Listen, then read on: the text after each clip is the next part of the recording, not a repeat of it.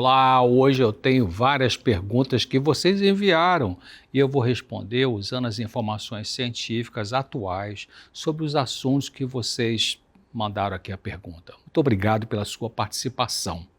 Se a sua pergunta não for respondida hoje, espere e ela poderá estar aqui no próximo Claramente. Mas dá uma olhadinha em nossa página na internet para ver se já não está respondida. Já que as pessoas enviam dúvidas parecidas, talvez você encontre o assunto da sua pergunta respondida com o nome de uma outra pessoa ou anônimo. Acesse o site youtube.com/Vida e Saúde NT, onde estão os Claramente anteriores. Você pode enviar a sua pergunta pelo nosso WhatsApp, DDD 12 982660004 com a hashtag Claramente. Maria do Socorro pergunta sobre o café, querendo saber se ele pode prejudicar nosso cérebro. Uma entrevista online em inglês sobre assuntos de psiquiatria, o Medscape Psiquiatria publicou um artigo em agosto de 2024 com o seguinte título: Consumo excessivo de café está ligado à aceleração do declínio cognitivo. O estudo afirmou que a ingestão de mais de 3 xícaras de café por dia está associada a um declínio cognitivo mais rápido ao longo do tempo. Os pesquisadores avaliaram o impacto de diferentes quantidades de café na inteligência, verificando o raciocínio abstrato e o pensamento lógico. Participaram desse estudo científico 8.451 idosos com mais de 60 anos, uma média de idade de 67,8 anos, 60% do sexo feminino, 97% da raça branca, todos sem comprometimento cognitivo. Os pesquisadores dividiram o consumo de café em alto, moderado e ausente. 18% desse público tomavam 4 ou mais xícaras de café por dia. 58% disseram que tomavam de 1 a 3 xícaras diariamente e 25% disseram que não usavam café. Foi feita pesquisa também sobre o uso do chá, mas vamos focar aqui no café. Essa pesquisa avaliou a função cognitiva no início do estudo e pelo menos em 2 outras consultas com cada pessoa. Após uma média de 8,83 anos, 8 anos e pouco de acompanhamento, quase 9 anos de avaliação, vamos dizer assim, a chefe da pesquisa, a doutora Kelsey Swell, ela disse assim: podemos ver que as pessoas com alto consumo de café mostraram o declínio mais acentuado da inteligência fluida ao longo do acompanhamento, em comparação com as que tinham consumo moderado de café e com as que nunca tomavam café. Embora ela defenda o uso moderado de café, admitindo que são necessários mais estudos sobre o café e o cérebro humano. E também comentou que esse estudo teve limitações como possíveis enganos nas pessoas sobre a quantidade de consumo pessoal de café e a falta de avaliação sobre os tipos de preparo do café, mais concentrado, menos concentrado. Uma sugestão que dou é você substituir o café convencional com cafeína pelo café de cevada ou café de milho.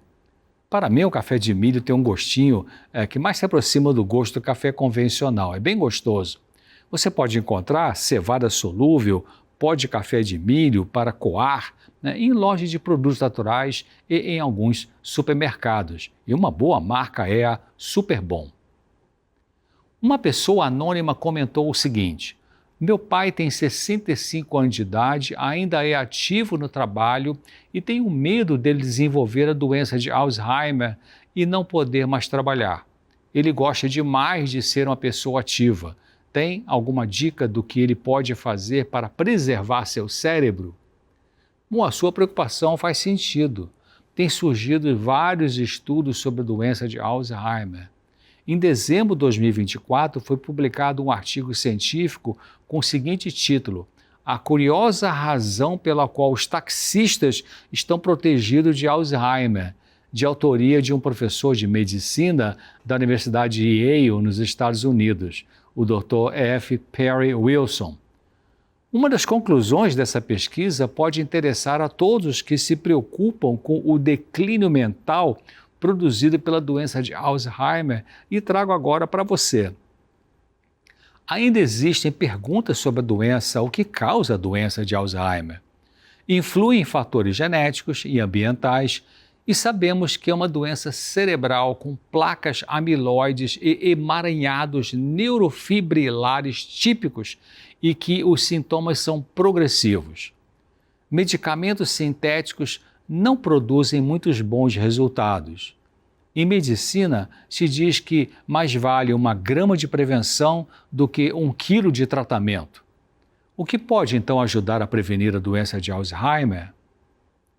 Nosso cérebro tem uma área chamada hipocampo, onde ocorrem mudanças de memória de curto prazo para memórias de longo prazo e formação de memórias espaciais.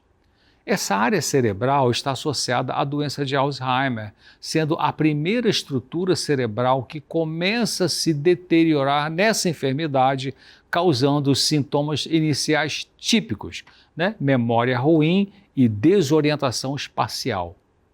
O estudo do Dr. Wilson com taxistas, motoristas de táxi, mostrou que são pessoas especiais quando se trata do hipocampo. Um estudo científico feito no ano 2000 usou ressonância magnética para avaliar os cérebros de 16 taxistas destros, saudáveis e do sexo masculino de Londres, lá na Inglaterra, uma cidade com trânsito complexo, e os comparou com 50 pessoas comuns, destras também, e saudáveis e do sexo masculino. A conclusão é que os taxistas tinham hipocampos bem maiores e quanto maior o tempo de profissão, maiores eram essas estruturas cerebrais. Interessante. Isso porque os taxistas têm que usar a memória para chegar nos destinos dos seus passageiros e isso é um exercício mental, assim como você exercita um músculo com atividade física. Surge uma pergunta. Se a doença de Alzheimer começa no hipocampo, será que pessoas com hipocampos realmente fortes estariam protegidas dessa doença? Os cientistas querem fazer novos estudos para avaliar melhor isso. Não é somente fazer mapas das ruas em sua memória que protege da doença de Alzheimer. Outros trabalhos relacionados com transporte, como motorista de ônibus, piloto de aviões, capitães de navios, estavam numa posição mediana entre os de várias profissões quanto a desenvolverem Alzheimer. Existe uma diferença entre você dirigir um veículo e ter que seguir uma rota baseada na sua memória e conduzir um veículo que já tem uma rota pronta no GPS. Usando o GPS, a pessoa não exercita o hipocampo. Um grande estudo mostrou que motoristas de táxi e de ambulância parecem ter melhor proteção contra a doença do Alzheimer quando comparados com pessoas de mais de 400 outras profissões. Será bom, então, largarmos nossos empregos e nos tornarmos motoristas de táxi ou de ambulância para proteger nosso hipocampo e assim prevenir a doença de Alzheimer? O professor de medicina de Yale diz que se essa proteção for realmente mediada pelo volume do hipocampo, então talvez, para prevenir essa enfermidade, simplesmente precisemos passar mais tempo dirigindo, pedalando, mas com menos tempo usando GPS e, quem sabe, nos perder de vez em quando e tentar encontrar o caminho de casa sem equipamentos eletrônicos.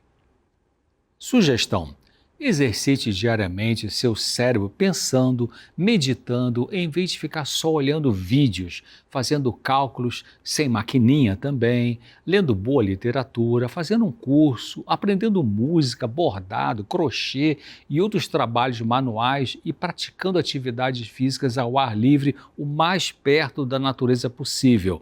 O seu cérebro vai agradecer. Outra pessoa que preferiu não enviar seu nome pergunta se é importante os pais de uma criança de 9 anos de idade que vai começar uma psicoterapia por causa de muita ansiedade, devem também começar um tratamento, esses pais, um tratamento psicológico ou serem atendidos pelo psicólogo que acompanha a criança. Essa é uma boa pergunta e muito atual, porque tem sido bastante comum os pais mais jovens colocarem um filho no psicólogo e tirar o corpo fora, no sentido de não engajarem no processo terapêutico da criança. Uma criança não adoece emocionalmente do nada. Os pais ou os que cuidam da criança têm alguma participação no sofrimento dessa criança porque os sintomas que ela apresenta são demonstrações de que existem fatores comportamentais na família como um todo que contribuem para o sofrimento mental da criança. Portanto, pai e mãe, sejam humildes e interessados em entender que possíveis atitudes suas podem estar contribuindo para aquilo que seu filho ou sua filha apresenta de sintoma psicológico. A orientação psicológica para a família é necessária para que a criança melhore a sua saúde mental, porque o que ela sofre, em geral, é demonstração de fatores familiares e necessidade de recuperação e conserto. Não é justo colocar seu filho ou filha no psicólogo e ir passear lá no shopping enquanto a criança é atendida, sem pensar qual pode estar sendo a sua participação da dor emocional do filho ou da filha. A Inês também mandou a sua participação. Ela diz que estava muito apaixonada por um rapaz e queria formar um relacionamento duradouro com ele. Eles tinham vida sexual, mas segundo ela, o namorado dizia que ela não tinha boa experiência nisso e terminou o namoro.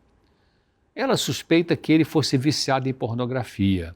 Ela ficou muito deprimida porque havia colocado uma forte esperança de ser amada e viver com ele para sempre.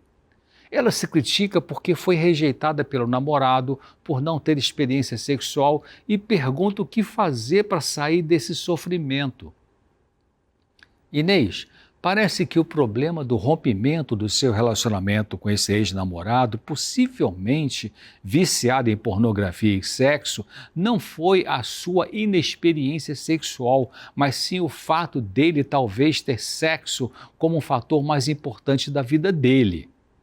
Eu entendi que você está sofrendo com essa perda, mas eu até diria a você que foi bom ele ter ido embora, porque você poderia ficar presa a um indivíduo que talvez quisesse prioritariamente sexo enquanto você queria afeto. Não poderia dar certo.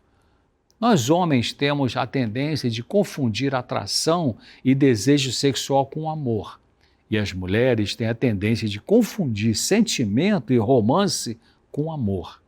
Amor maduro é descrito na Bíblia, em 1 Coríntios, capítulo 13. E olhando essa definição de amor, vemos que é impossível a qualquer ser humano ter amor maduro sem a ajuda de cima de Deus.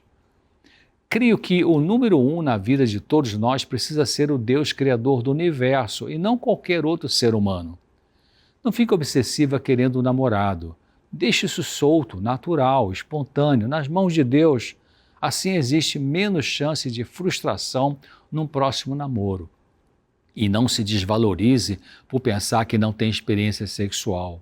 Sexo é a parte mais fácil de qualquer relacionamento. O difícil é amar de verdade. Bom, por hoje é isso. Eu espero você aqui sexta que vem, dentro do Vida e Saúde, e mande a sua pergunta, participe aqui. Como é bom ouvir os conselhos do Dr. César, não é verdade? A gente aprende tanto com ele também. Bom, a gente vai ganhando essa bagagem para tomar boas decisões na nossa vida e é isso que nós desejamos aqui no Vida e Saúde. E falando nisso, outra fonte de conhecimento disponível para a gente é a Bíblia. Você que quer se aprofundar no estudo da Palavra de Deus e enriquecer o seu conhecimento bíblico, a Revista Esperança pode ser essa ferramenta ideal para te ajudar com isso. Olha só, nós temos várias aqui e elas podem trazer aqui um pouquinho do conhecimento, um pouquinho de explicações e reflexões, mas tudo à luz da Bíblia sobre diversos temas. Um desses temas aqui é a vida eterna, como aborda a Revista Esperança, Céu ou Inferno. Olha, tá aqui, tenho aqui nas minhas mãos. Você pode recebê-la aí gratuitamente pelo WhatsApp 12 98244 4449. Mas se você deseja outro tema, você pode também pensar aí, tem saúde mental, nós temos aqui Na Mira da Verdade e outras tantas para você escolher por onde começar. Vou repetir o WhatsApp 12 98244 4449 e diz lá, olha, eu vi a Teru falando no Vida e Saúde que eu posso pedir a minha que vai chegar aí aqui sem custo nenhum. Manda esse recadinho aqui nesse WhatsApp e você vai se surpreender. A gente só precisa do endereço e dos seus dados para enviar esse material que não tem custo para você, mas é de grande valor. Você vai perceber à medida que estuda e cresce, se aprofunda por aí, tá bom?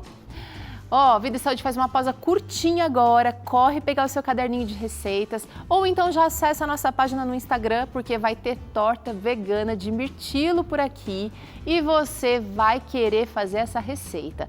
Aguenta que a gente volta já!